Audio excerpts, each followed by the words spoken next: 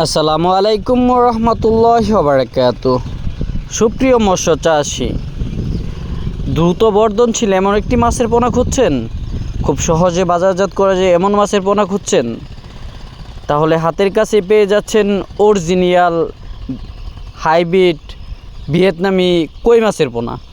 সম্মানিত মাছ চাষী, 3 মাসে বাজারজাত করা যায় এমন একটি মাছের মধ্যে ভিয়েতনামি কই মাছের পোনা অন্যতম।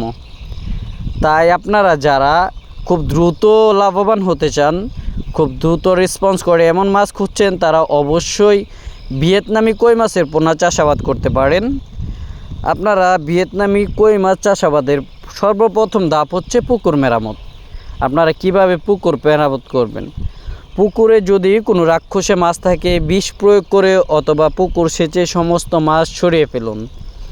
তারপর প্রতি শতকে আধা কেজি হারে চুন প্রয়োগ করুন এবং 250 গ্রাম করে টিএসপি এবং ইউরিয়া প্রয়োগ করুন।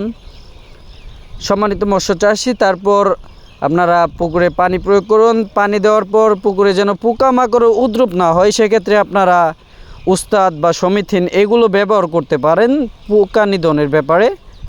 আপনারা যদি রেণু চাষাবাদ করতে চান, তাহলে প্রতি শতকে 250 গ্রাম হারে রেণু ছাড়ুন।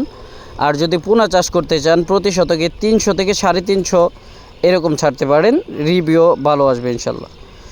ভিডিওটি ভালো লাগলে চ্যানেলটি সাবস্ক্রাইব করবেন। ধন্যবাদ সবাইকে। আসসালামু আলাইকুম।